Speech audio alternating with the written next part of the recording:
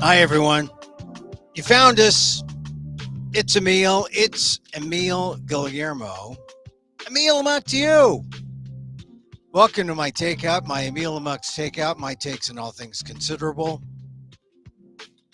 Some of you will get that joke, some of you will not, but it's there. Oh, what a day, huh? I mean, I listened to that press conference yesterday over and over again, and I was just gauging people's reaction. If you didn't like Biden, if you wanted Biden out, if you were a Clooney type, it was not enough. If you're a Clooney type, you said, Joe's got to go. You said it wasn't enough. Starting from the first answer, right? The first question when he says Vice President Trump but look, I know he, like a half hour earlier, he had called President Zelensky, President Putin. The guy's under the gun. But here's the thing. He knows who he would pick out in a police lineup. If he said, pick out Putin, he knows which one. He knows who's the war criminal. Same thing with his vice president. He could pick his vice president out of a lineup. He could pick the convicted felon. So all of this is unfortunately passing for substantive criticism, substantive commentary by those who dislike Joe Biden. Or not that they dislike him. It's like a roast. If you cut him down, you say, I love the guy, but he's like, and then you take out your biggest roast joke. He couldn't tell Vice President Harris from Vice President Trump. Called Trump vice president. It's ridiculous. It's not serious debate. If you want to make the case for cognitive decline, if you want to make the case for Joe Biden is frail and feeble, then call for a cognitive test. He's passed him. He's passed him in the past. He may not pass him again. I don't know. He may show he's different, right? He's different today than he was in 2020, than he was in 2016. But we got a problem because he's not budging. And there's a lot of backstory to this. If you haven't been following, he remembers in 2015 when then Vice President Biden was thinking about running for president. He was too caught up in the Beau Biden, his son's passing, that a man in grief, people, more specifically President Biden or President Obama at the time, said, concentrate on your grief. That's what Obama said, reportedly. But in effect, what it did was move Biden out of the way and allow for Hillary Clinton to come in. And Hillary Clinton lost to Trump. And this is part of the backstory that suggests why Biden is not listening to Obama, is not listening to anyone but himself and his inner circle about whether or not he should run. So knowing that, it's not easy for the Democrats to push or bully Joe Biden out. He's going in there one more time. It's not for his legacy, as he said in the press conference. It's because he's got to finish the job. And he sees it as his job. And he doesn't see himself as the bridge president to a next generation. He sees himself as the man who can finish the job. That's what the Democrats have to deal with. They're not going to push him out. And if they're smart, they will stop shooting at each other and being the Republicans' best weapon against Joe Biden. The Democrats shooting at each other, circular firing squad. You've heard all the metaphors, shooting themselves in the foot. But it's true. We have a media frenzy because the media also, backstory there, the media is upset. Now, I've been a member of the White House press corps during the Bush years.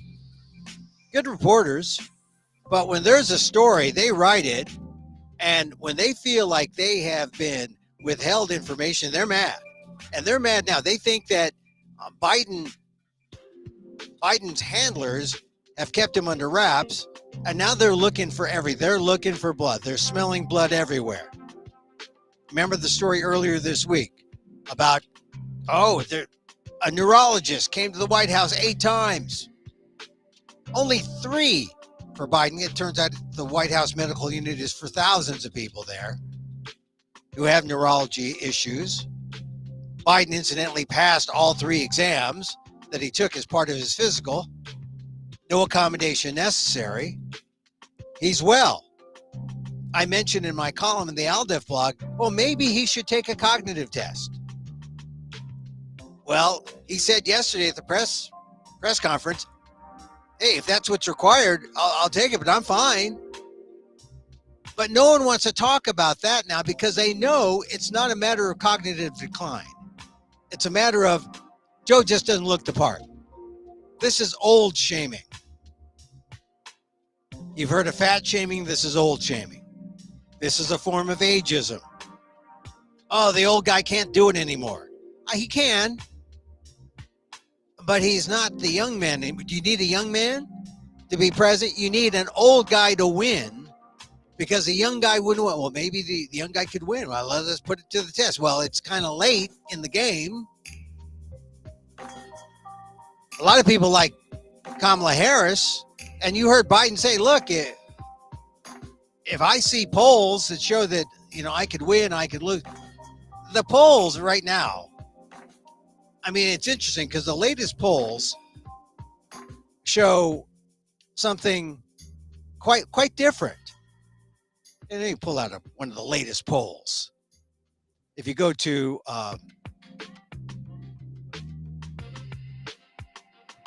the latest polls, let's see. Here's the latest polls. This is from, Common Sight. Biden's looking at the polls. He knows what he sees. And he sees, oh my God, the new Marist NPR poll has Biden up 50-48 over Trump. Biden +2. The last, the polls show, and the same Marist poll, Trump, Biden, Kennedy, Stein shows Trump 43, Biden 42, essentially a dead heat. Even with Biden up 2 in the Marist poll, I'm looking at this. I'm 81-year-old Biden. I'm thinking I can win. What are you talking about? I don't have a chance. There's the polling, the latest poll. Now let's look at the battleground states because, this poll is nationwide.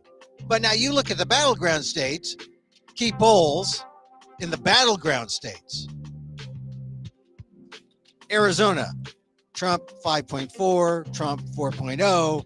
This is what you got to worry about. Trump 0.6, still close to the margin of error for the top 2 or 3, Arizona, Georgia.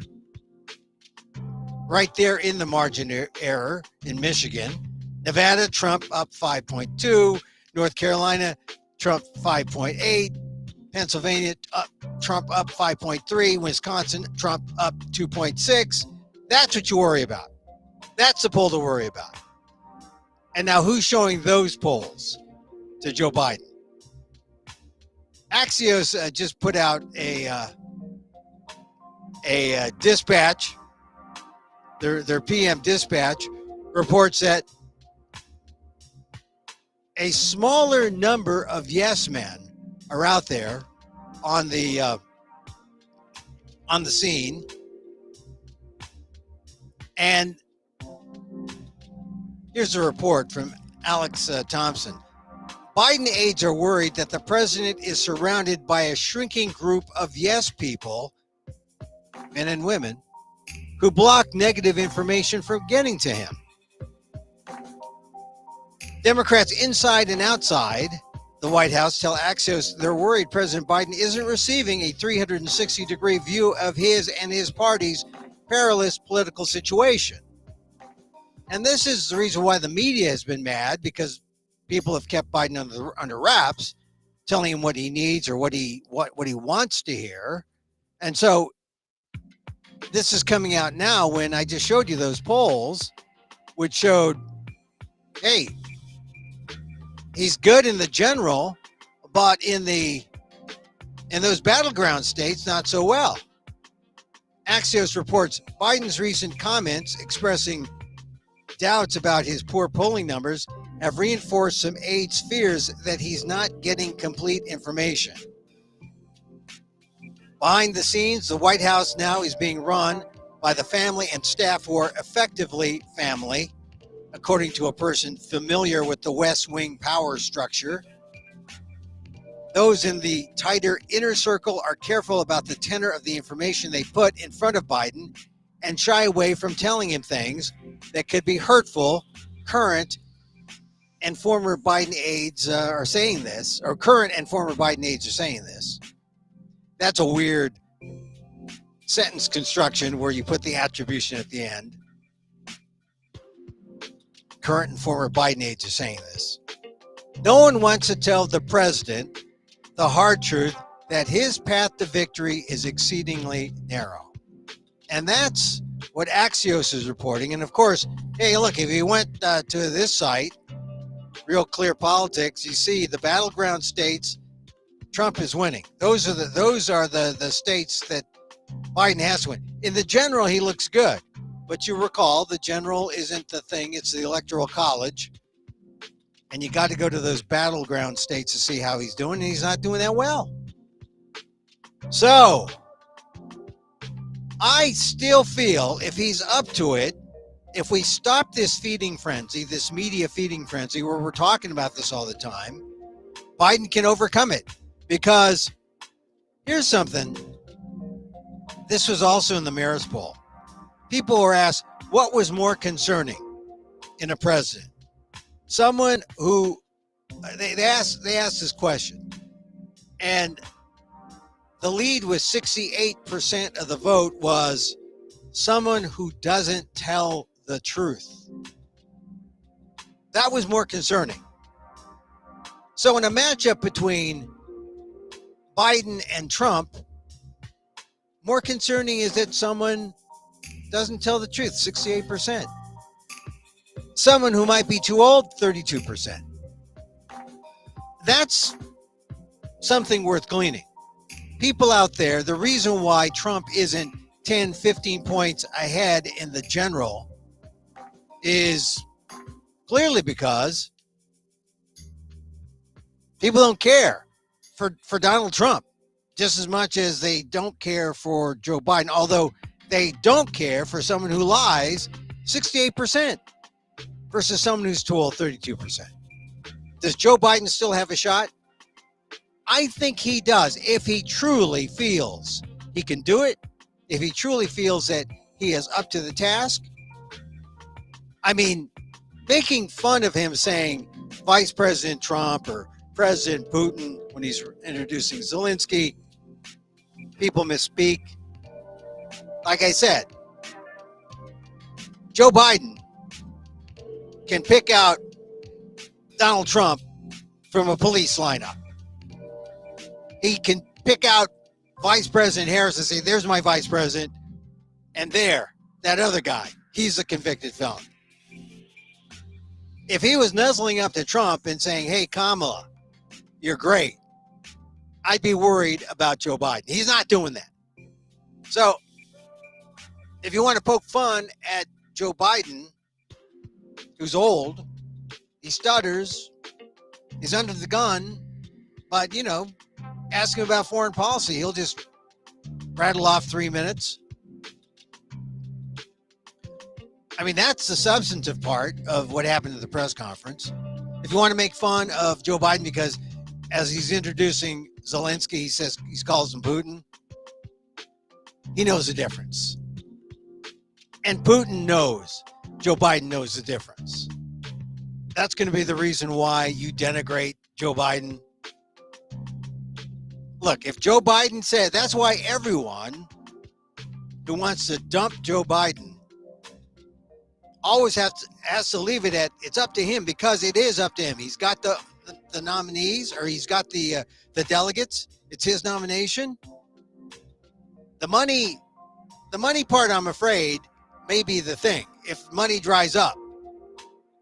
But if people want to be sure that Donald Trump is elected, then stop donating money.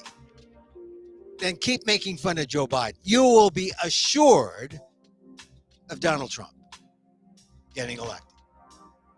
But if you want to prevent Donald Trump from getting elected, Joe Biden. You got to go, at this point, you got to go with Joe Biden. Where were the people during the primary to challenge? Some. I love Marianne Williamson. I love her. I love her writing. I meditate with her. I can't vote for her. I support her in other ways. I can't vote for her for president because she can't beat Trump. But Biden still can, if the Democrats are united. I want to talk about Asian Americans and where they stand. The Asian American voter survey came out, and I want to talk about other things around that. But let's talk about this immediate issue by bringing up my friend and Friday cohort, the professor of Asian American Studies, political aspects of Asian American history, Filipino American history, College of Ethnic Studies, San Francisco State Professor Emeritus Daniel Phil Gonzalez. Hello, Dan. Hi. I guess I can hear you now. Oh, yeah. So, let me switch. I'll go on the part where it says Emil Amok's Takeout, and I can start my gong. Hey, so when we last talked Mm-hmm. after the George Stephanopoulos debate, I was kind of leaning toward, okay, yeah, Interview, you mean? You said debate, you mean interview. right. The George Stephanopoulos interview. I was moving toward, okay, yeah, he's not fit. He's not fit to be president. Let's get him out. Or I was leaning that way. I was saying it's up to him. It's up to him. And I wrote my column on the ALDEF blog, aaldef.org/blog. I said, hey, maybe we're near an inflection point. Maybe we're near, and it'll be up to Biden to announce: are we going up? Are we going out? Are we going sideways? We're not at that inflection point yet, and I have now rethought everything. I thought we were done until Pelosi and Clooney spoke on Wednesday this week, but now they kept it alive. And so, but as I said, if Joe Biden feels he can do the job, I think he can do the job now. He can beat Trump if the Democrats are united. If the Democrats keep firing at him and making the case for the Republicans, then it'll be difficult. So that's my view. I'm kind of changing. I'm leaning toward Joe Biden. I'm not riding with Biden because I got to be kind of objective here, but I think Biden should stay. What do you think? Okay. I don't think it matters. I'm not serious. I'm serious. Okay, here it is. Oh, you think it's over already? No, I think that it's up to Joe whether or not he steps off. Yeah. Whether or not he steps off is, in my opinion, still 50-50. Yeah.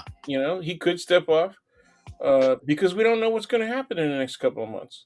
Yeah. And I'm talking about all the way up until the day of the freaking vote. Hey, You know, we still have time for the October surprise too. You know, and we don't. Yeah, but the problem is, that's a three-headed coin. yeah, You yeah. know, Well, and also, three heads. We got third party candidates coming at us too, that's it. That's the problem. and And how much do they hurt, right? yeah.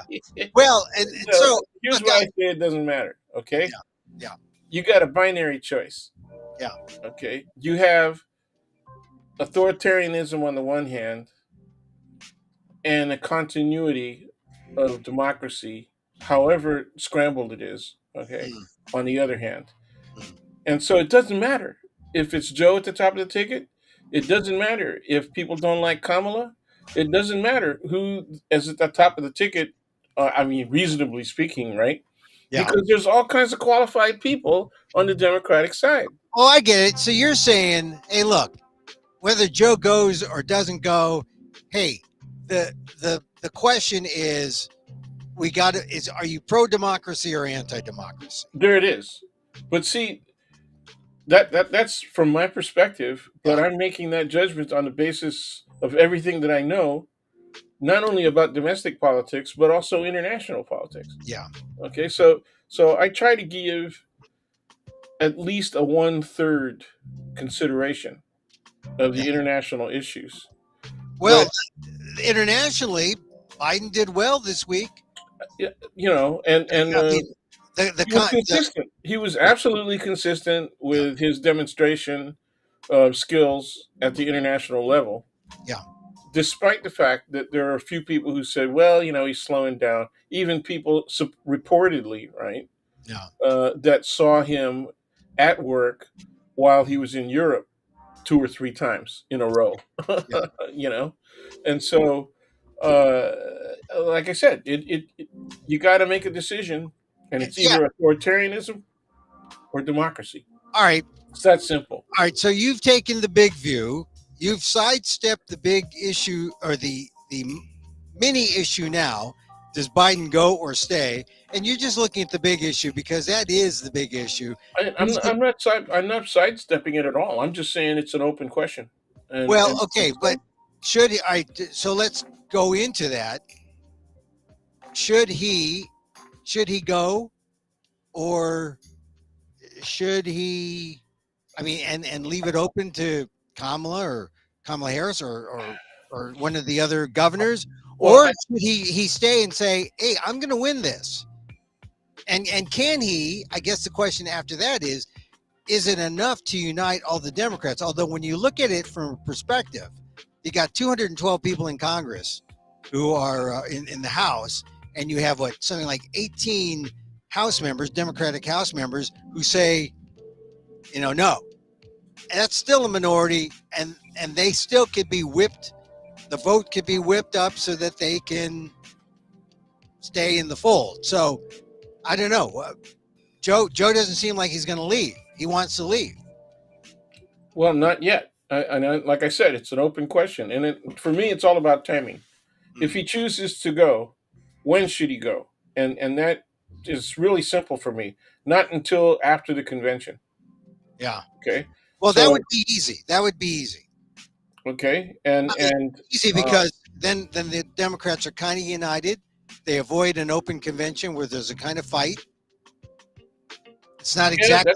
that's a lot of the reason that I Yeah. suggest that the timing should be after he gets the nomination, Yeah. and that should be it. And then they're doing it early enough so that there's enough time to really bolster their unity and push hard anti-Trump Yeah. and anti-2025.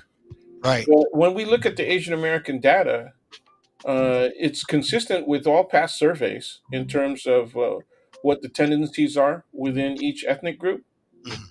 But what I found interesting was they did a whole lot more questioning about what the sources of information were. Yeah. It- Mainstream. yes, And they did not go. It wasn't ethnic media. It wasn't. Well, there was some in language media, but there was a lot of mostly mainstream television. and it was exactly. So it's the warm media, the hot media for the older generations, really. I was kind of surprised. I'd like to see some age references Yeah, on the characteristics of the people who were surveyed. yeah. Now, But Dan, you're referring to, for the sake of our listeners, to the AAVS, yeah. Asian American Voter Survey, which comes out every general election. They do a survey of Asian voters, and I was going to bring it up a bit later, but the idea is that Asian Americans. Here's something that really surprises me. Well, in the Asian American Voter Survey, the Trumpiest Asians were Vietnamese and Hmm. then And number Filipino. two were Yeah, Filipino. yeah, and the Asian Americans, yeah, the Vietnamese at 38% for Trump, and Filipino was 33% for Trump, Hmm. and that really plays into historical and also new immigration. Some newer immigration immigrants tend to be uh, say more open to the Democrats rather than the Republicans at the beginning because of Nixon and Vietnam War. A lot of the and because a lot of them were military Vietnamese. A lot of them were very conservative, very right wing. Yep. And now it seems almost split. That 40% for Biden among the Vietnamese, 38 for Trump. Filipinos, though, 40% for Biden, 33 for Trump, and that, as I said, that's the second highest uh, Asian American number for Trump. Why do you suppose the Filipinos are split? Why is that number that way? It's hard to tell from this data, okay? But if I reflect on what I know and what I understand about the Filipino American community generally, okay, as you said, largely immigrant. And I just was having a conversation with a person who is works with banks and funding of programs and projects in a variety of communities, including ethnic communities. And we talked about the different ethnic communities. We talked about the Filipinos in specific, and to the point, we agreed that Filipinos have a tendency to be very conservative in the older generations, and that we are at least 60% first generation. So Yeah, it's not just age; it's the timing of their arrival, as you alluded to earlier. That for the Vietnamese, the timing of their arrival was at the fall of Saigon, and for the 10 years following.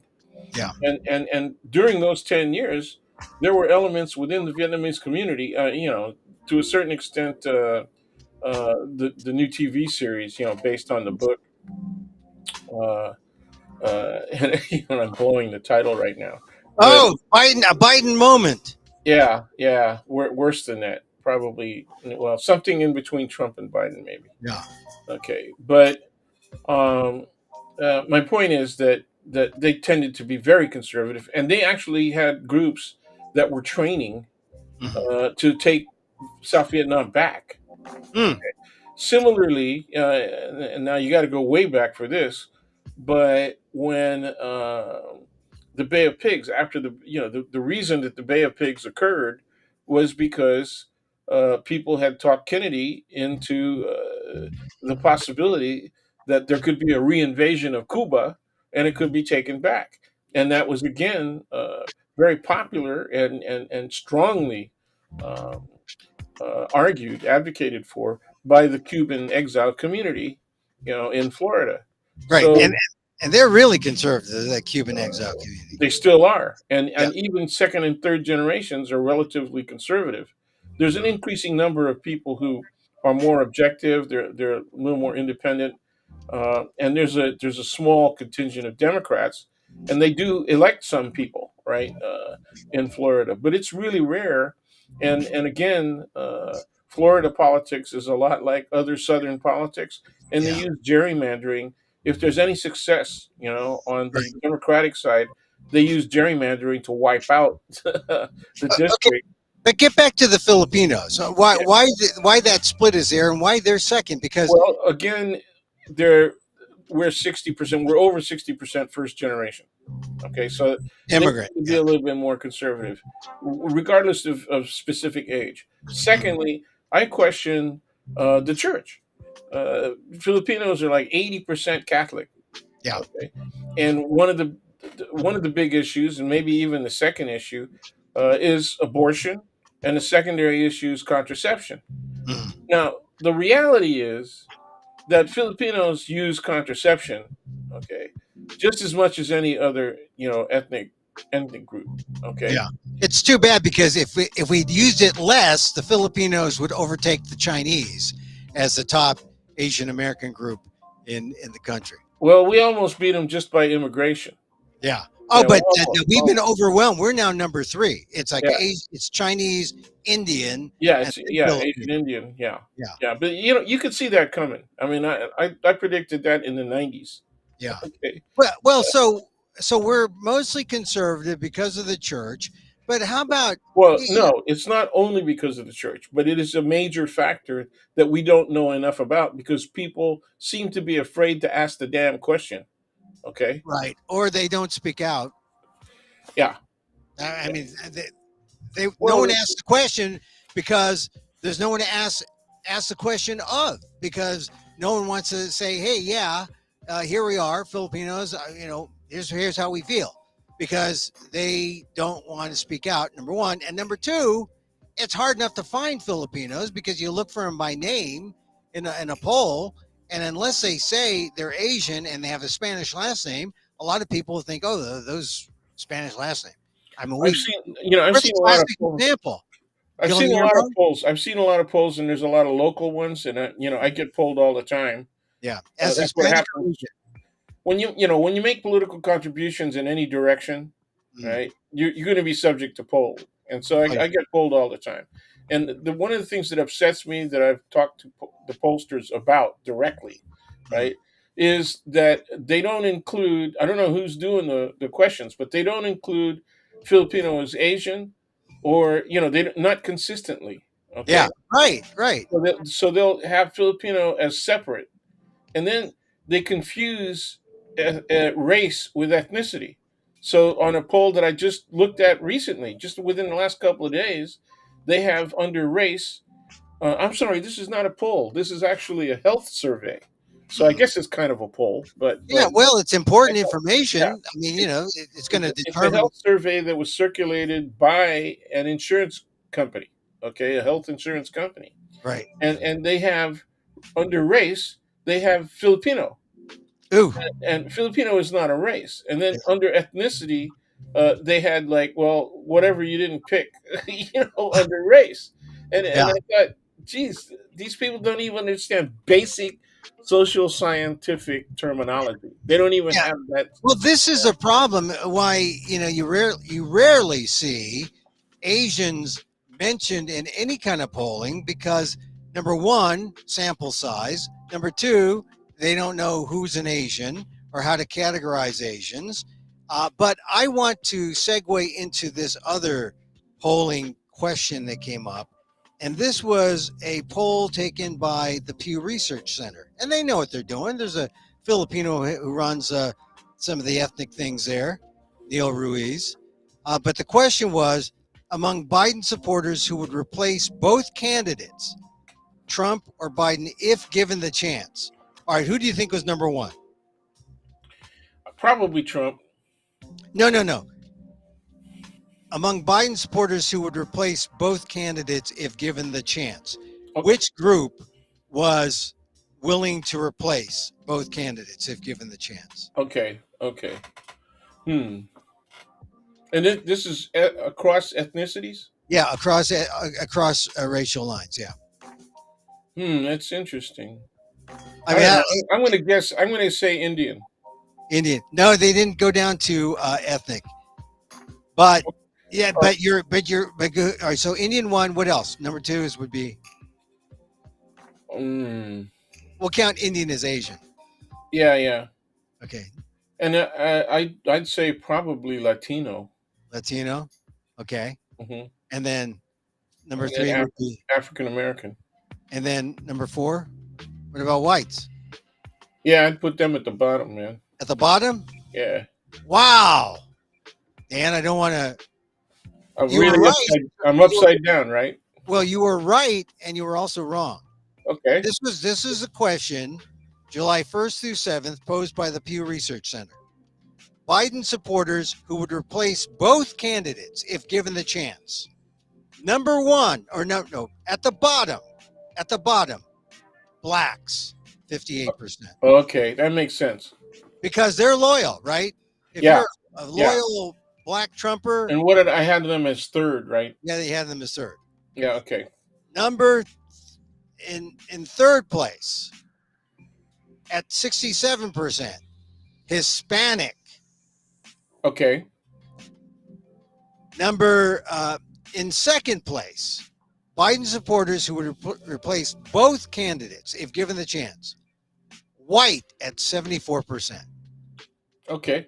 That's, I mean, maybe because that's most of the people who they polled, right? You know, I actually misunderstood the The question. yeah well Well, yeah, probably. I Well, misunderstood what they were asking for, and so I said it's inverted. Huh? My yeah. position is inverted And because that's what I thought. You know. well, get this. They get this. Number one, Biden supporters who would replace both candidates. Biden supporters who would replace both Biden and Trump if given the chance.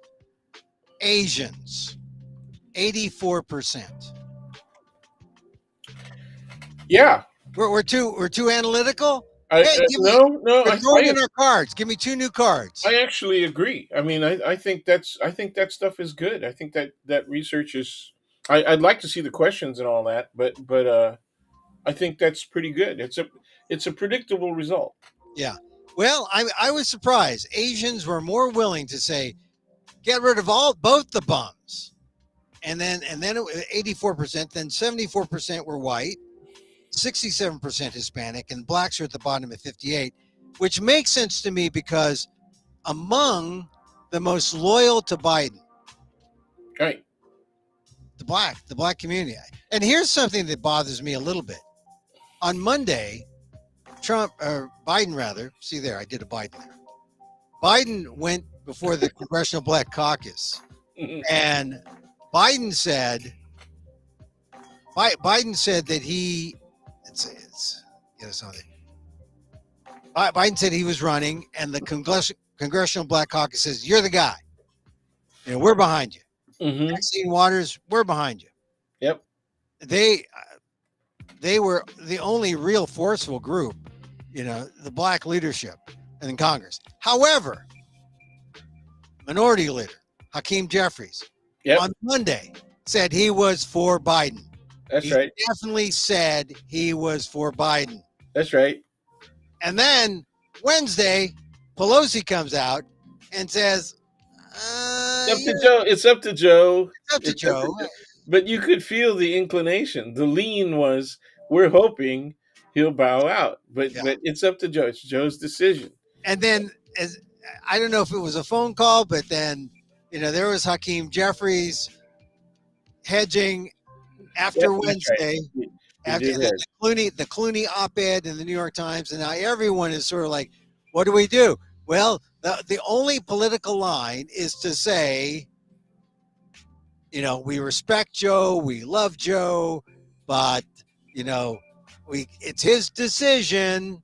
Yeah. It's like they're trying to shove him out Yeah. No, nicely. his decision line is we hope he bows out. Yeah. That's the way you have to interpret it. Okay. But now, if you know all the backstory, as I mentioned, the Obama shove in 2015 when Beau Biden died, and and Biden was going to run for president, but he decided because Obama said, "Hey, look, Joe, deal with your grief," so he didn't run. Hillary Clinton ran instead, and in Biden's mind, that shove from Obama allowing Clinton to become the The nominee nominee led to brought the on loss. Trump, That's right. but it brought on Trump, and now there's like a mixture.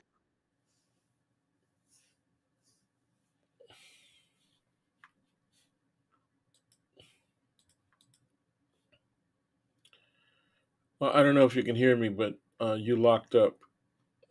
You're frozen at mixture, and my Guilt, name it all. I mean, and reconnect. Okay, we should be connected. Are you yeah, there? we're good. We're good. Okay, we're good now. All right. So, I mean, the thing is, given that all those dynamics, this is why we are in this place where we are now. And Oh frankly, yeah, if I'm looking at this objectively, I'm seeing Joe Biden do his thing. If he was acting like he did yesterday at the press conference, at the debate, we wouldn't have this conversation. We'd have a conversation that, he's not as forceful, he's older, but he's smarter, he's more ethical than Trump. He can beat Trump. And but I think what's hurting Biden is, the circular firing squad stuff. Democrats, and they may have a legitimate concern about the down ballot races. We knew that at the they beginning. do. They do. There's Yeah, no but denying that.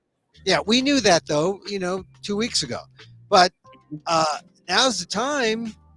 Uh, you know, Biden's the guy to get behind him and see if the Democrats can win. Now they can win a general, but that's not going to do it. You got to win those battleground states, and we saw those polls. Those battleground polls are, they're pretty, they're pretty, they're They're pretty scary. sad. They're They're scary. scared. They're scared. I mean, Biden, Trump is There's a large margin. At least three of the battleground states are about 2 or 3% outside the margin of yeah, error. Arizona, Michigan, Yeah, Nevada. yeah. They're all outside the margin of error. And let's see. And then now, if you add North Carolina, outside the margin of error. Pennsylvania, outside the margin of error. Only Wisconsin is slightly within. That's right. That's right. And, uh, you know, Biden's got to close that gap. And, it's like losing money in the stock market. If you lose $100, to get back to zero, you got to go up. You got to, Well, sort of let's get redouble into to it. get Let's back. get into it. How does Biden close the gap? Does he close the gap by saying, "Look at my record. Look at my record"? Well, no, you can't. You can't run on the record. You can't run on the record Then why are they doing it? because He did it it's again. He did it's. it again last night. I know the record is strong. The record is strong. NATO is strong. He's done. He's brought us to this point. Great, but now he's got to convince us that he can bring us to not just to the finish line, but to the next chapter. And I think the reason why they keep going to at least the near future, or at least the recent past, is because it is an accomplishment that very few presidents have ever done in recent memory. If they're going to And do that, I agree that it's useful, okay? But if they're going to do that, they should do a straight on comparison between what was happening under Trump and what has happened under Biden. oh yeah, They got to go straight on, one for one. I agree. They They need don't to do have, that. They don't do that. And then you have to say, look, this is the policy that got us where we're going, and these are the plans for the future in yeah, immediate terms. In the first year, this is what I'm going to do. That's what they have to do. yeah, Haven't done it. yeah. Well, I think you're right, because my basic idea has been, when Joe Biden took over the ship was flat. The ship was lying on its side. He's had to right the ship and make it go forward, and it's taken 4 years to do that. And he's still accomplished a tremendous amount, and also preserved a tremendous amount, as well as, because it's not in his, because he had nothing to do with it. The Supreme Court ended Roe. I mean, but the presidency is responsible. Trump was responsible for packing those courts to enable, Roe's departure from being the policy of the Yeah, land. well, he was an immediate enabler. But the reality is, some commentators are now saying this, right? But they have to be constitutional or Supreme Court historians. But Yeah. they're now saying that this started under Nixon. Oh yeah, it's been a long time coming. You're right. You're You right. know, the Federalists society, man, they've had this as a target for the last 50 years. And So, so yeah. they've been doing it incrementally. They turned to local politics, especially during the Reagan administration, right? Mhm. They turned to local politics. We got to start winning everything from school board races up to county supervisor, mayor, and all the rest of that stuff. They concentrated on that. They invested in it, and now they get the benefit, the fruits of their work. Yeah, but and look how long it took. I mean, look how. I mean, this is what Democrats have to think about. Oh, no. Yeah, Kind of late, kind of late. well, I'm just saying, if you got to, if you, yes, they're kind of late in trying to combat what the Republicans did, but that's because the Democrats took for granted all the gains that they've made the last 50 to 60 years.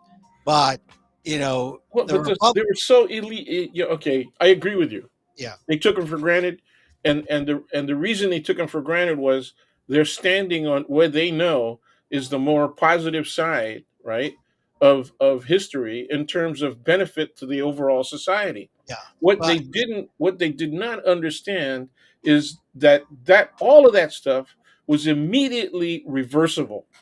Okay, right, that if you're going to stand there and not protect it, okay, and not be aggressive about your arguments mm, on the incremental steps that the Republicans were taking.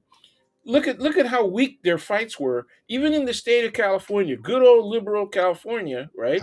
The Democrats agreed with the Republicans on how they were going to do things like gerrymandering. yeah, They, yeah, they they settled for it. They said, okay, you want the suburb, you want the rural areas. They said, fine, as long as we get the urban centers. Okay, yeah, they did that. yeah, That was stupid, but they did it. Okay, because they thought that was going to get them elections across the board. They weren't looking at the electoral college. They weren't looking at the crazy ass red states, right?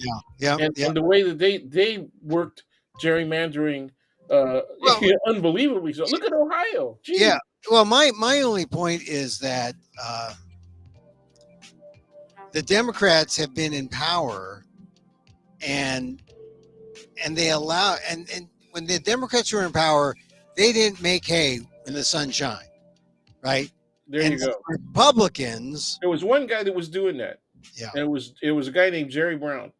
oh yeah, Jerry And, Brown, and and whenever he did that, it was unpopular, even with Democrats, right? yeah, But yeah, he exactly had the right idea. yeah. Well, I mean, that would solidify the position. But I was really trying to get at the mindset of Republicans who have always been on the outs, and since civil rights, and now we're approaching the 60th year of the Civil Rights Act, and it appears as if everything can be undone.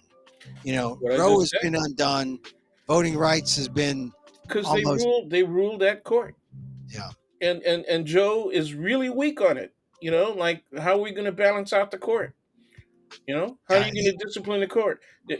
Nobody wants to talk impeachment except AOC, and yeah. I wish there had been a more moderate centrist Well, Democrat that came forward. they are talking about an investigation, congressional investigation now of Clarence Thomas. Sure, but You know, I and mean that. they should go for both of them because you're going to find more under if you do an investigation of Oh illegal. yeah, yeah. Well, I mean, at the same time, the Republican-led Congress is opening up an investigation on Biden's age. So Right, if right. Biden continues to stay in there, No, this the well, no, conversation. they're going to the plan is they're going to subpoena his staff. Yeah, right, So they're going after White House staff, and they're going to force them to make statements about how decrepit Biden really is, right. and And how then also, I mean Comer said that they've got other people doing his job for him. oh yeah, that's right. He's Comer got actually said that. right. He's got family members. He's got. And what is Joe Biden, the first lady, doing in there? So this, so the picture of Comer should be with a big L on it, a big yellow L saying loser, okay? right, Because this right. guy has lost almost every time he opened his big stupid mouth, right? But this is the obstructionist politics that we see. It always is the case when and it really goes back to the 80s, Oh yeah. 89. And whenever I say that, people get upset because I'm crapping on a guy named Ronald Reagan, right? Yeah. But Well, yeah. you got to look at where he was at. Now, I'm not saying he did everything he did was terrible. He did some good stuff, right? The Bushes did good stuff, okay? But Yeah. when you look at the main direction, right, and when you look at the racism underlying a lot of the policies, Oh yeah. okay, I mean, he was even people that there was a professor at SF State, Jack Bunzel. John Bunzel's his real name, yeah, but Jack Bunzel, he was constantly being picketed during the SF State strike, when we were doing that way back in 68, 69. He was a liberal. He was a Democrat, but he was anti-strike. He thought that it was too extreme or too radical, et cetera, et cetera, et cetera. Yeah. Okay. So, because of his stance, he was really popular with Republicans in the state of California, and Oh yeah. he ingratiated himself with Ronald Reagan when Ronald Reagan was governor. And so Ronald Reagan rewarded Jack Bunzel, okay, in a number of different ways. Without ever having, I think the highest position, administrative position Bunzel ever had was chair of a department. He was political science, okay.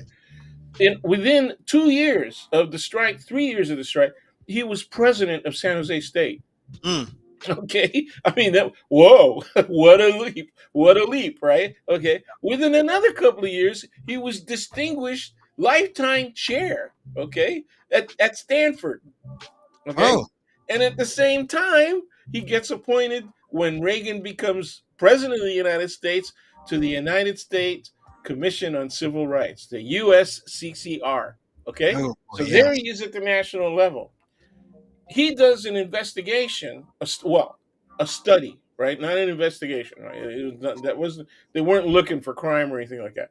They did a study on policies and enactments by the Reagan administration, and they came out with a statement that said the Reagan policies and the Reagan actions under the different departments are contributing to a rise in racism in American and discrimination in American society. So this is Jack Bunzel biting the hand that fed him.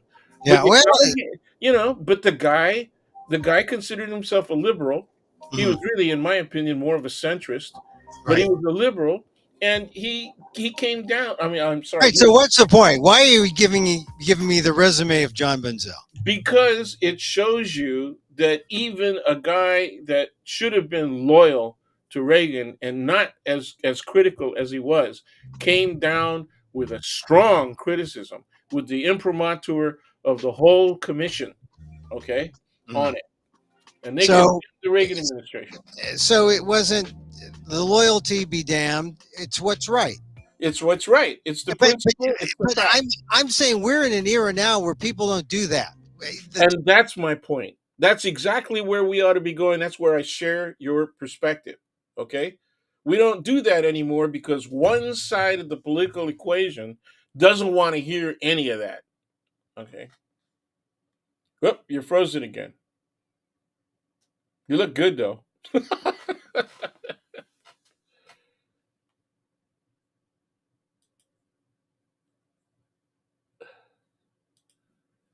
Hello, hello.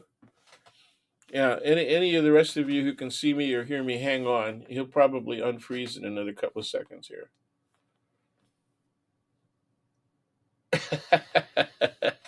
Okay, there's somebody with the John name. Bunzel's are few and There's far somebody between. with the name Johnny Burrell. There's somebody with the name Johnny Burrell who says watching us now. It's Bunzel. Bunzell was the guy's. Ah, gotcha. Yeah, yeah, All right. So yeah, we had a little. yeah. Had a little Johnny Burrell is watching us, and he's saying, "Watching you now," with a smiley. yeah. It's John Bunzel was the guy's name. Yeah. Well, here's the thing about Bunzel. I mean, I just think, yeah, we should be like that. I mean, that should be our thing, right? Yeah, To have yeah, people who are ethical and loyalty be damned. But as I say that, that's what people who are now some of the most ardent supporters of Biden, who are very loyal, yeah, yeah. are ready to like throw him under the bus. And Uh, maybe we're there. Maybe we're there. yeah, but if they do that, they're going to do it gently. They're going to do it gently. They're going to Yeah. make sure there's a soft place for him to land. Well, I think if they made him, I don't know. I think that he's got to be in exit mode. And he's not in exit mode.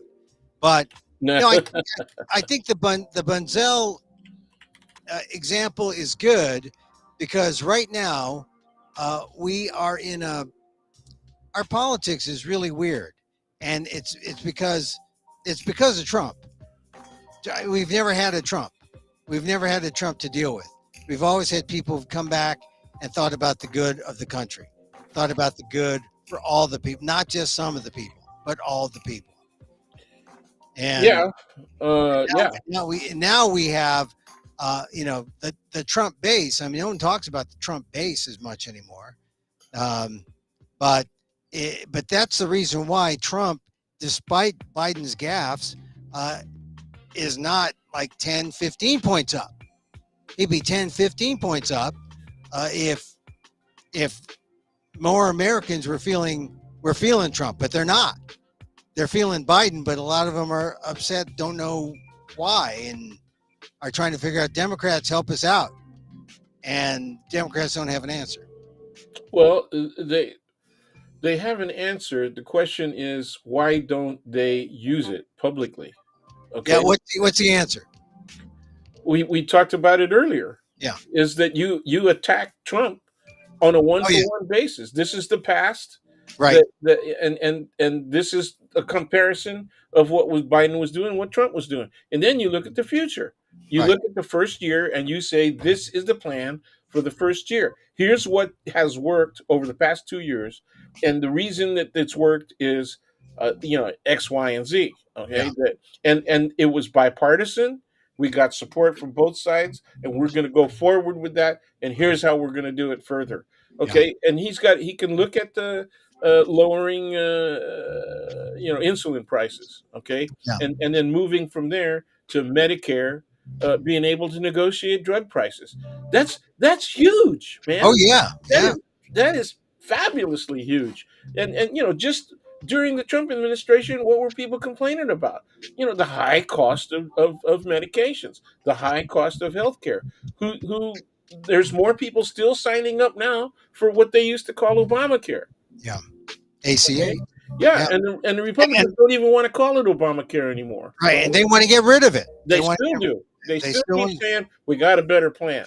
Okay, they had 4 years and add 3.5 more years of Biden time. They got almost 8 years and they still haven't come up with a plan. I Yeah. don't know Well, what they don't know. The best plan for them is no plan.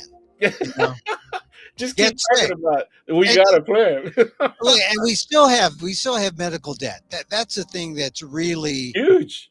really sad. I mean, That a lot actually of issues. contributed directly to homelessness. It Oh yeah. contributed directly to homelessness, and not only homelessness for individuals, homelessness for whole freaking families. You Yeah. know, Oh yeah. I and mean, so you got to devastating. see the relationship between among all of these different elements that look like separate issues, right? But Mm, they're actually not only contiguous issues; they overlap. yeah. They're completely linked. You know. It's all related, and you look at Project 2025, and the GOP or Heritage, the Heritage Foundation says, Yeah, hey, yeah. or actually the GOP folks say, oh, that's just Heritage, speaking out their Yeah, butt. that's right. That's And right. that's just, Don't mind them. think tanks do this all the time. And when I was in Washington, Oh, I would get all these think tank books, and they're thick, really thick books. And oh yeah. you read them, you don't read them, use them as a doorstop. Whether or not they're implemented is another question. But generally, they're not, unless you have key people on in the administration who help to write Well, the.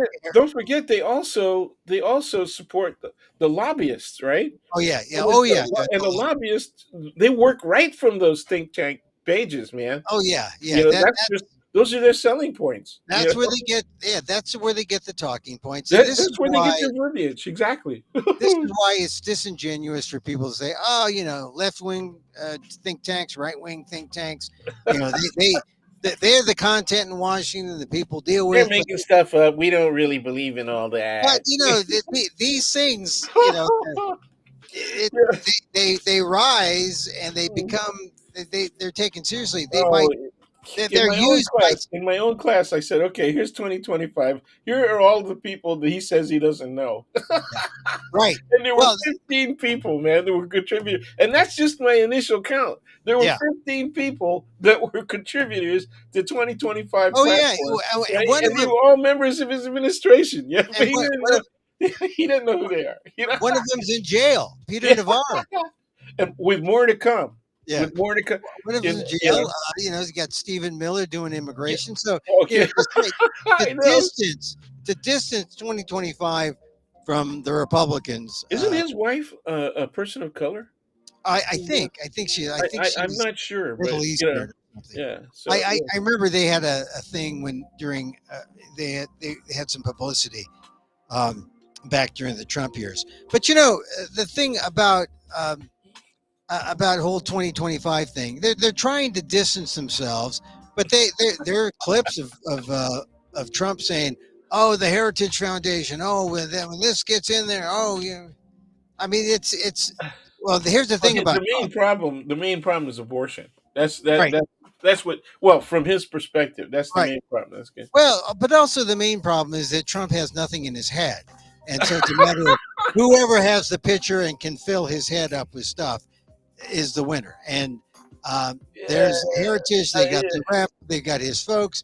Emil, don't underestimate your enemy, dude. I mean, he's the enemy of the entire United States and half of the Western world. Oh yeah. But you can't underestimate him. Like I said, I don't call him stupid or empty headed because Yeah, he has skills in some regards.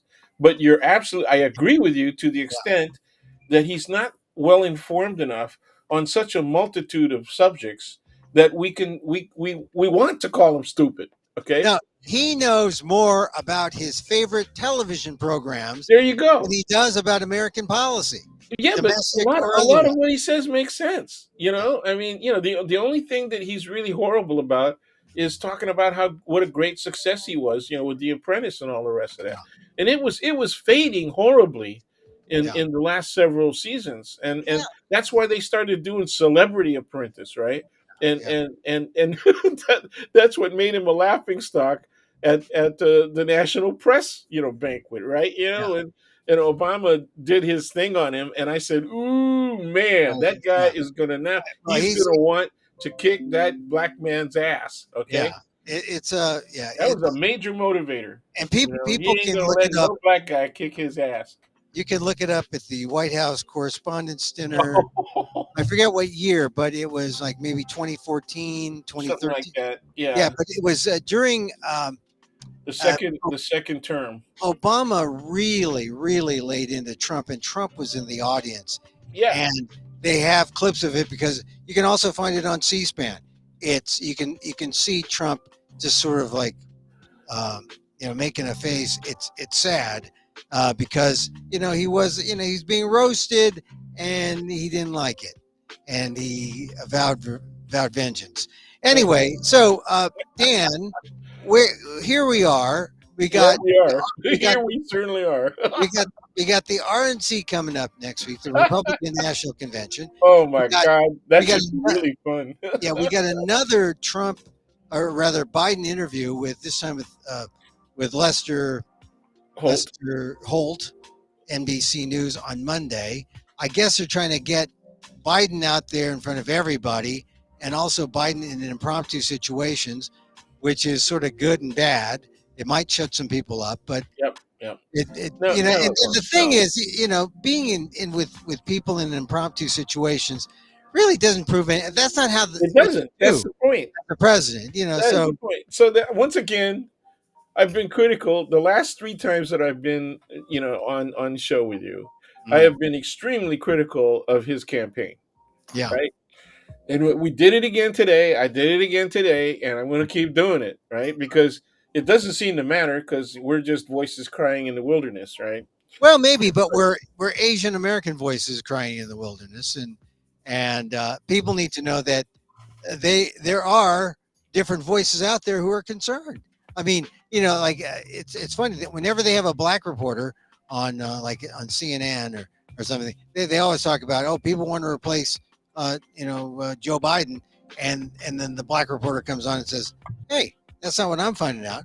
When I talk to people in Georgia, I talk to people in the South, and they say, keep him in. And I know that in general, that's probably why we saw that low number for blacks who would replace both Trump and Biden if they had a choice. So I think, now Jim Clyburn was on the Today Show today. That was sort of the big news Uh-huh. because Clyburn saved Biden in 2020. Would he save him in 2024? I thought, Clyburn was good, but Clyburn didn't exactly shut the door on the naysayers. He said there will be naysayers. The best voice I heard today, watching all the news, was John Garamendi, Okay. California. Still congressperson, was a longtime Democratic politician in California. He went on and said, "Hey, we got to stop this. Stop the Democrats grousing. Support Biden." And then the follow up was, well, there's now like 14, 15, 16, 17, 18 people who are defectors. And he said, 18 out of 212. That's not a number. That's still a minority. I mean, so what we have to watch out for is this weekend a mass of people coming out saying, I'm sending John healing thoughts too, because he just announced that he's been diagnosed "Oh with. yeah, he's diagnosed with uh, some kind of cancer. I think myeloma." Yeah. And so he says he isn't traveling to Washington because of his immune system. But yeah, I know some people who worked for him, said he's a good guy. Great guy. He's right there. He's Really always good right guy. there. You know who his style reminded me. He was a little more downtoned, but his style reminded me of George Moscone. Oh yeah, that's kind of the same generation almost, huh? I think they were the Yeah, same generation. Garamendi. I Yeah. like Garamendi, and he's still there. He's still doing it, and he was very animated on his. He made Wolf Blitzer look cadaverous.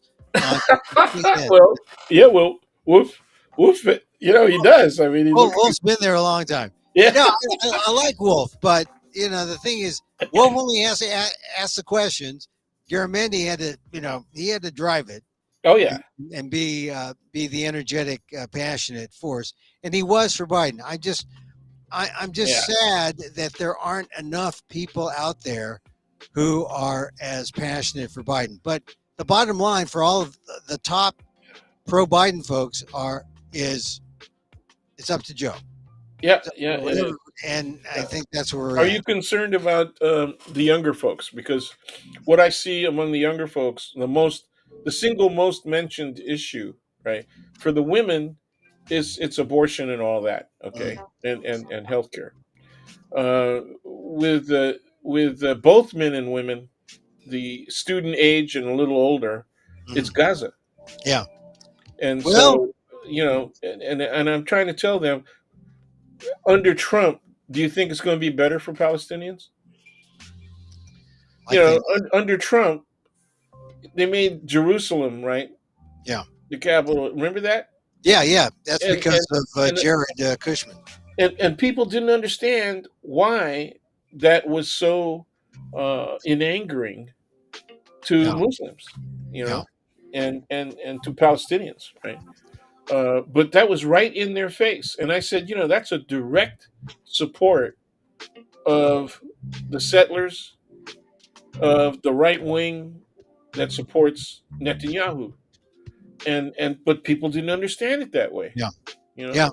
Well, that's still such a complex issue, and as schools out, you don't hear as much about it. You hear some of it in the news.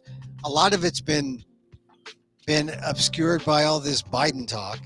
You know, Really that bad. I and mean, that's and really stupid. I and mean, that is, but yet it is the top issue because it's the presidency. I mean, yeah, sure. there was more inside talk about Biden and whether he should go instead of real inside talk about what's going on with NATO and what's going Yep. on with There you Zelensky go. and Ukraine. And, all right, so now they're talking, some people are getting interviews with Starmer, right? Yeah, yeah.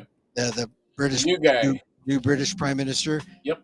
And all the foreign guys are saying, hey, Biden's good. Biden's all right. What's wrong with you guys? I think at some point there's a lot of fear, and I said this in my column on the Aldif blog. I said there's a lot of people who have guilt about the way they deal with their own aging parents or the way their ideas of aging, period. And they don't Yeah. want to deal with it. They want it out. I mean, why so, um, why not have a little compassion? I mean, is Joe Biden really so out of it? I mean, he's managed to put together that NATO summit and control it. And I mean, he's not showing signs that he is incapable of doing the job. I mean, and one flub saying Vice President Trump instead of Vice President Harris is not a legitimate criticism, or even calling Zelensky Putin. It's not because Well, if if the two if things are closely associated, and well, so I mean, I the could point, understand why he made those errors. I could understand it. yeah, but I mean, Yeah. the real point is if can Biden really distinguish between Putin and Zelensky? If he can't, then yes, throw him out. Throw the bum out. Well, but see, that's what the guys on Fox are going to say, that he can't tell the difference, right? Oh, he And can I mean, tell. he We, can't we tell the difference between a black woman and a and a and a, and and a a, and black a and white racist. and a dude that weighs 4 times more than her. Yeah. I think okay. Let's see. All right, now let's see. What are your favorite Bollywood films? Tell me. What?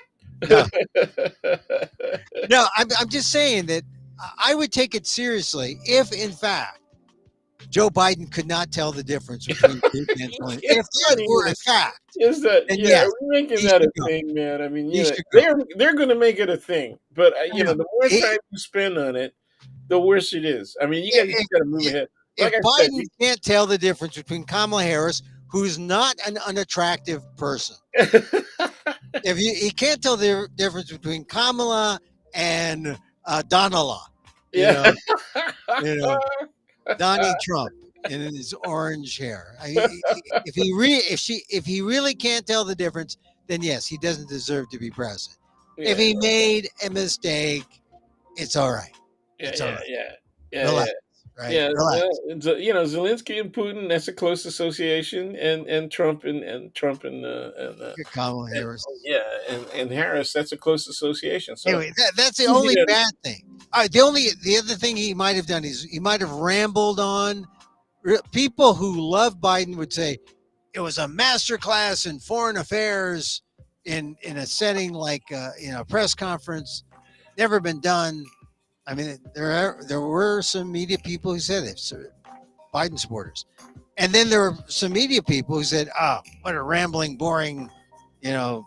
He went on and on. He could have Well, just those people are rather now. If we're going to call anybody stupid, that would be them. That would well, be the they're people. they're Because nervous. I listened to what they said was rambling, and he Yeah, was really good. That was the best he was part of good. his statement. Yes, He was he was good. he was I, accurate. He was fair. He didn't overblow. Uh, yeah, he, he kept saying the thing I didn't like was he kept prefacing it. Well, at the risk of this sounding self-serving, that kind of yeah. stuff. Don't do that.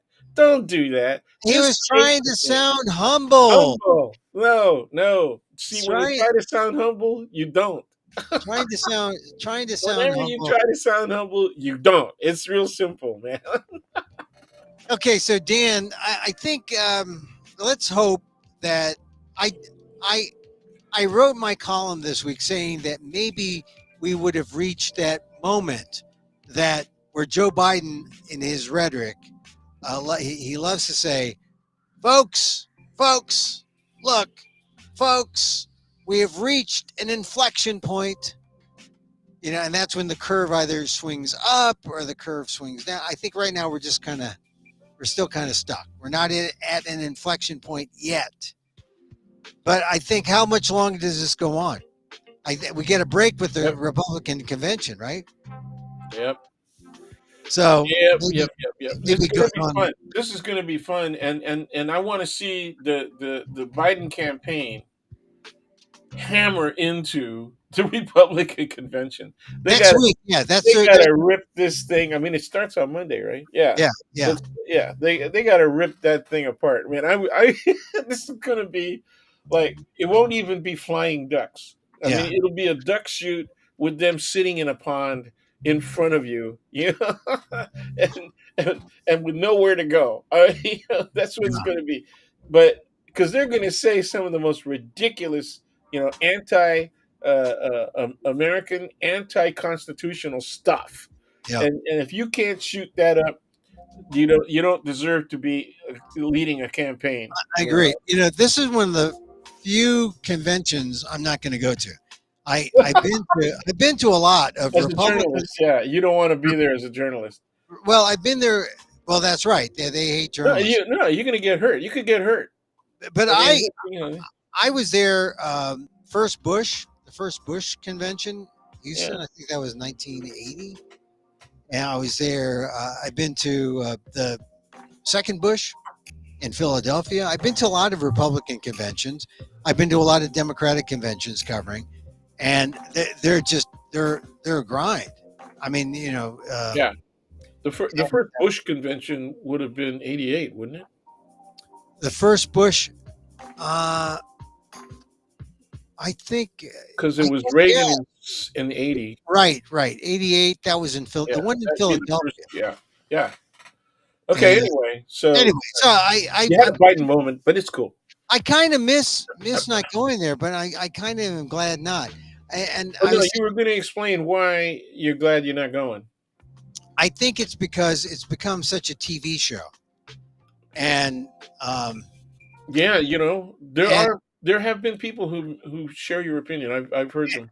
and I unless you are on Well, the it's not real inside. anymore. It's not real horse trading. It's not real states, Well, arguing their positions on. well, especially now with for the Republicans, it's done. They're going to give Yeah, it to that's they're going it. to give it to Trump, and and what's going to happen? It was never Trumpers coming in and saying, That's "Hey, right. no," or the vice president pick. Not as important as people think. Although I think it might be Tim Scott. I think it might be Tim Scott. Really? I think because he needs the black vote. Although Tim Scott would chase away the black vote, Oh yeah, the man. black people I know. No, man. I mean, are they in love with the soft shoe? Are they gonna, I don't. you- I just think that Tim Scott would the present an black people who image. sing "Mammy"? He would be He would be like Herman Cain. He'd be like Ben Carson. He'd be that kind of figure. Carson is still alive. Yeah, Ben. Yeah, well, he's not going to pick Ben Carson, but Tim Scott possibly. I think Burgum is really boring. I don't want him to see. I don't want to see J.D. Vance get elevated. Oh, he's a winner. I want to see him get elevated because he's a shoot at. Yeah. Well, He's an easy target. Tim Scott, you know. Marco Rubio. Marco Okay, Rubio. yeah, Would but see, with probably be either of those guys, the most. but especially with Scott, when you criticize him, you're in danger of being called a racist. Okay, Yeah. so, Right. so one of the things that Trump, do you think he's smart enough, or that his campaign is smart enough To go with what? to go with Scott? Because he in essence becomes a human shield. Yeah, he started to get mentioned again, but I noticed it come down to three: Burgum, Vance, and Rubio. And then I heard Scott mentioned today. Ramaswamy was making a late bid about a week ago, but I don't think it's going to be Ramaswamy. So I don't know. I mean, but it doesn't really. Now that really doesn't matter. The vice presidency doesn't matter in most cases, generally, but probably for the fine-tuned, what kind of, independent swing voter would be swayed by a Scott or a Mhm. Vance or a Burgum he's just playing to one guy, right? Saying whatever. He seemed like a principled Republican when he ran on his own, but now you know Yeah, it bothers me that I agree with you that at least in the instance of the Republicans, it doesn't matter, yeah who the pick is, but it doesn't matter for all the wrong reasons, yeah right? yeah. Well, look, What happened to a heartbeat away, right? A heartbeat away from the president. What happened to all of those kind of considerations with those guys? yeah yeah, It's like, that's true. who's going to play to the market? I mean, that's really what they're doing. Yeah. Who's going to play to the freaking market, man?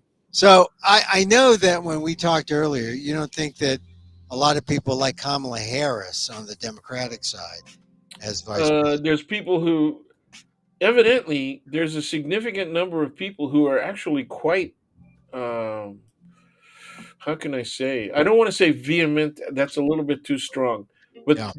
they're clearly negative, Yeah. and I want to know. I want to know what all their reasons are. Some of the stuff because it's going to come out, right? I mean,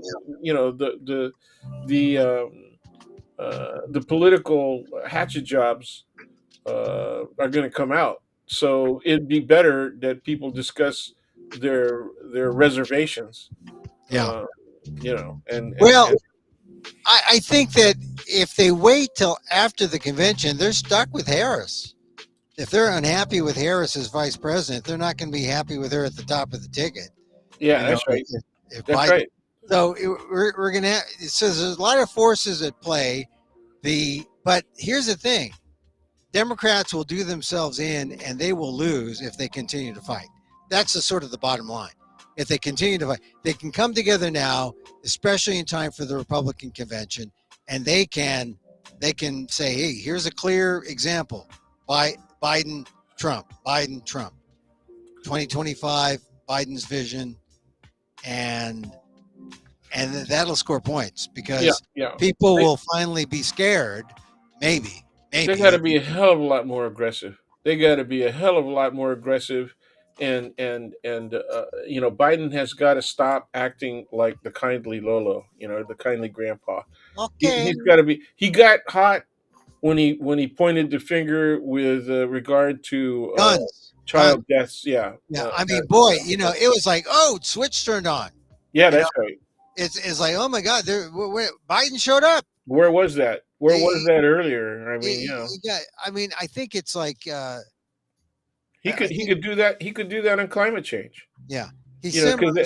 climate change is so obvious right now. I mean, all of Texas failed again, right? Yeah. They failed during the winter. What 2 years Well, ago, 3 years ago, if and now they're Texas, failing during the summer, and they fail during the summer every freaking year. yeah, but look, if Texas doesn't throw out Ted Cruz and throw Yeah, out that Abbott guy and throw out all the Republicans, because I saw Dan Patrick, the lieutenant governor, sort of critical of the Houston utilities, saying, "Well, they said, I mean, maybe we'll be up in another five to 10 days. That's not good enough. That doesn't cut it." Well, the Republicans don't cut it because why do you think they have the utility companies the way they are? It's because of Republican yes, exactly regulation, right. Republican lack of Well, control. well, the other thing that I point at is they have made as much as or more investment on wind and solar as California. Oh, They actually got a lot more solar grid going at yeah, this point, and plans for more than California. So I got to look at the stats again. But I was I was not surprised. yeah, Because they know they had to do something about their grid failures. yeah. You know, Well, and, the whole climate change, if it's not, really, if it hasn't struck home yet, I uh, mean, we're gonna have. I have a uh, triple digit day today. I'm with you. I'm I with mean, you. it's going to be 112 where I am today.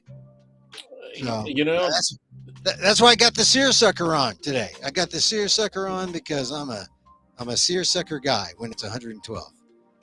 Yeah. Well, people don't know that the seersucker look, that fabric particularly, Yeah. was a summertime fabric Oh for. yeah, summer. This is summertime. This is Yeah, it's a summertime fabric. But I don't know that I'd be if I was in 112. It's obvious that your aircon works uh, because no. yeah. I'm not wearing any pants. I'm not wearing any Okay. pants. Well, see, there had to be a reson. There That, had to that, be a no. reason that you were able. Yeah, you got Uh, one of those mini hey, fans, th- aimed at the appropriate places. I no, mean, no. This seersucker jacket. It's like a clip on. It's a clip yeah, on. yeah, Like a, it's like a barber smock. It's like a the thing you wear at the emergency room. You know, it just unties the bond. Hey, so all Dan, all right. So right. we're not going to solve anything. Let's see what happens with the Republicans, and let's see if Joe Biden. Do you think Joe Biden is going to change his mind Um, I this I weekend? think I think he might. Like I said, it's 50-50. I mean, we have to see what happens Someone's got to tell him. between the Republican convention and the Democratic convention, and we might know a little bit more. Yeah, But it's really on Joe, yeah. So So it's his decision. and the people who he trusts, if they tell him the truth. But if I like that Maris NPR poll that we were talking about earlier in the day, and it shows earlier in the show, where it shows him dead even, right? Yeah. Except in the battleground states. But he said, "Oh, I'll win the battleground states. I'll win Wisconsin, Michigan, and Yeah, Pennsylvania." see, that's what scares me. That attitude scares me. Uh, Well, he's got to win those states because Georgia, North Carolina, Arizona, Nevada seem to be slipping away, yep. and um, they're the people who like style. They want to see they want to see I want to see a strong man. not a strong man, but they want to see Bradley Cooper, Ben Affleck. They want to see those guys. Uh, they don't want to see Wilford Brimley running for president. They want to see a star. You left Gavin out. You left Gavin out. Was that Well, intentional? I don't think Gavin has a chance with Kamala there. Hmm. Maybe he does, but I like Gavin. I like Newsom. I've known him since he was a supervisor, but I think it's not his time yet, unless he pushes out Kamala.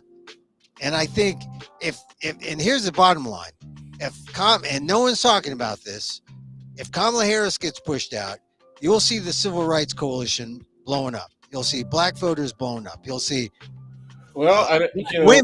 You see black yeah. women Oh getting. yeah, oh yeah. Well, but you can't depend on white women. Yeah, but you'll see Not the black even, voters. you know. You'll see the black voters going crazy. Well, okay, but what about are Latinos going to join? Because Latinos have a bigger population Yeah, nationally at this point. no, that's true. They also have a better distribution into the at least three of the battleground states. They got a really strong Right. population. They could Yeah, make it. They could make the difference on the way those states electors go. yeah. How about Asians Nevada, Arizona, man, and right down the Asians in road. Michigan, Asians in Michigan. Asians in Michigan, and different kinds of Asians too. Yeah, and East Asians Asians, South and North. and maybe the Hmong Asians in Wisconsin. Wisconsin, yeah, I don't know how big their They're population is. But the largest Hmong population, but they're relatively small, yeah, relatively small. But I don't know. I think that the black vote has allies, and if they revolt, I think you'll see some others revolt in that civil rights coalition. yep. Well, And she's half Asian too, so oh yeah, she's South Asian. So I don't think you can easily dismiss Kamala. In fact, all those reports from the last 6 months that yeah, were all negative in big publications about Harris not being quite ready, or just negative, nasty, articles on Harris. I think Harris looks pretty good, especially on the abortion issue. yeah, And as a second to Biden, yeah. As the top of the ticket, I'd say Clyburn says yeah. I say yeah. yeah. She I don't know what they mean specifically by Yeah, when we're done, could you point me to a couple of those? Are they zine articles or are Oh, they? no, no, no. New York Times Magazine, Okay, okay, Atlantic, Atlantic. okay. I Atlantic's mean, one of my favorites, so let me well, let me check it out. the one they did in the Atlantic, the one they did in the New York Times Magazine. You know, I mean, they were all kind of like, very reserved about Kamala Harris. Not the glowing, oh, Harris is the Right. one. I don't think they know that much, but there was a couple of years ago. I was concerned about a couple of articles that mentioned she had a revolving door staff, right? Oh, That they that's still the staff. case. There's Yeah, a lot. There's a lot of that in some of these too. That you know that she's not the best person to work for. But you know, people change. uh, She's a okay, pro- Emil. I'll she's, go. I'll go with that. she's a prosecutor. I don't know. I go with that liberalistic quasi. A lot of people work for these. There's revolving doors for everyone, Yeah, right? yeah, And you can tell by the number of people who find themselves in other jobs, especially in media. yeah. Oh yeah. You know, I mean, but let's see what happens this week. I think. I want to. Wouldn't you? I would love to hear from Simone Sanders. Oh yeah. Well, I About think. Kamala. Yeah, yeah. That didn't go well. No, and I I want mean, to know and why. yet a lot of them who, on their exit in their new jobs, they're more positive than not. But they have an insider's view. Right. I, I think that politics is different when you find yourself, uh, having to march a certain line. You know, I mean, it's a lot more restrictive than you think, Oh yeah. and uh, people's perceptions are sometimes off. In terms of, well, how does that really register? How does what you say really register with people? Oh, you could have said it this way or that way, and after a while, it starts being, um, you know, chafing for Yeah. people who are more freewheeling and more expressive. But a discussion for another day. I still think Joe Biden knows the difference between Putin and Zelensky and Harris and Trump, and that's why I just I take it. got. I got. Okay, we can end on a very copacetic note, and I can say, damn right, he knows Yeah. the difference. He knows the difference. But But there's like, he's got. from They last. got to kill the Republican Party on what they're going to do in the first year and No. thereafter. All That's what right, they got to do. They got to I think smash them. I think they can do that. But I have, if people listen to this show and the one last Friday that we did, I'm I'm more leaning toward, okay.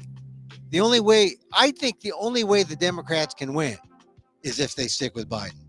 Okay. I don't think if they switch, it's going to be as easy as they think. Only if they go with Definitely Trump. not going to be easy. I think all of Only. them fear that. I think anybody in their right mind, who's holding office among the Democrats, knows that if Biden goes, it ain't going to be easy. Yeah, and this is the easiest way. They got to work together, and they got to work hard, and they got some time, and there's still time for the October surprise. And like you were saying earlier, it could go right down to the voting day, That's and right. so That's right. let's see, But, let's see. yeah, well, it could, and it did in the instance of Hillary. Yeah, But email worked, better than you can grab them by the pee. yeah, right, right, Right? right. So Well, we'll see what they got on Trump. I mean, the more people realize that Trump is anti-Roe, he's liable for sexual assault, he's got all these, judgments against him, are in millions of dollars in judgments. I mean, well, I think you got to look at the plan. What's the plan? yeah, And the only thing that's hanging out there is the Project 2025. yeah. So Well, people ain't going to read 931 pages, but they can, they can look at Republican Party's own summary of 2025. Right right, now, they've taken their stuff down. Right, the Republicans don't want to show too close an association, like you said earlier. yeah, They're trying to distance themselves. So you got to go to the Heritage Foundation for the highlights. Yeah. But they'll tell you in their own terms exactly what their goals are. And Trump, last year, I think in 2022, said as much that, yeah, we love the Heritage Foundation. This is going to be, he said, people are playing clips of him embracing heritage. So I just think we know what they're going to do. We'll know more specifically. Well, they're putting out a platform that's more vague, or trying to be more vague. It has some differences from Project 2025, but let's see how the public, if they're paying attention. It's the summertime, and people don't At watch. least there is a platform. At least there Yeah, is a platform. I mean, last time around they had no platform. yeah, I yeah, thought, talk about strange, right? I mean, yeah. when you come from a party that has no platform, I mean, they're willing to run a whole freaking Well, that's no platform, only because people didn't understand what a platform really stood for. yeah, And right, you don't know that it's supposed to be is it a real talking point, or is it kind of like a wish list? If right, it's more right, right. wish list than that this is what we're going to do, because none of this stuff ever gets done. You look at Democratic Yeah. platforms and it's all this, gun control and this and this, and then what gets passed, or Well, they make decent attempts, though. I mean, oh yeah, they yeah, do oh try to yeah, address the issue. the attempts The are there. biggest, clearest, decent attempt was the border. Oh yeah, yeah. And, Well, and so they really tried to do their stuff. They tried to protect women's health care. yeah, And well, they move in that direction, and that's something. And even if people like but in then they terms, get blamed for failing when it's like the Supreme Court yeah, and the Republican minority in the Senate, that shuts stuff down, right? yeah. So Well, all right. Look, let's end it there, yeah, that's way and we went way over. yeah, We're let's see, cool. what happens. I didn't even want to talk sports. I was going to talk about Team USA and Yeah, Giants. there's more time. It's close. It'll be closer in another week. Yeah. So we'll talk about other things. Yeah, Anyway, look, Dan, you have a good time, good weekend. I'll talk to you soon. Thank yeah. you very much for being on. Thanks for Sharing with having us. me as always, and please enjoy the rest of your weekend. All right. Well, thank you. We're just starting, All right, Dan. There he goes. Daniel Phil Gonzalez, my friend, College of Ethnic Studies, San Francisco State University, Professor Emeritus, Asian American Studies, political and otherwise. There for the student strike. I mean, he knows his stuff. And sharing his insights here on our show. Got to have a swish. Got to have a swish. We're swishing him out. There he goes. So, yeah, have a good weekend. I think Joe survives. I think Biden survives another week. And then let's see what happens with the Republicans. We like to end with a little meditation because, meditation makes the world go round. You know that. A little loving kindness. Metta, METTA. Metta. Not Facebook. Metta. It's loving kindness. We send out the love. It comes back twofold. It's that thing. So as I wish for me, I wish for you. May you be safe.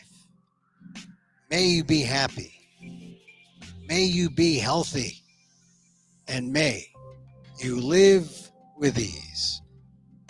Emil Guillermo here. Find us on YouTube at Emil Amok1, on Twitter, X, at Emil Amok, on Facebook at fb.com/Emil Guillermo Media, emilguillermo.media, or Emil Guillermo. We like to be here live Monday through Friday, 2 p.m. Pacific. You can catch us on the replay. Go back, rewind, catch other shows. This is show 717. 716 was good. 715 was also good. 714. Hey, remember, those of you who remember the 70s know that 714, that's a Quaalude number, 714. Roarer, a Bill Cosby number. All right. Hey, have a good weekend until next time. Emil Guillermo here saying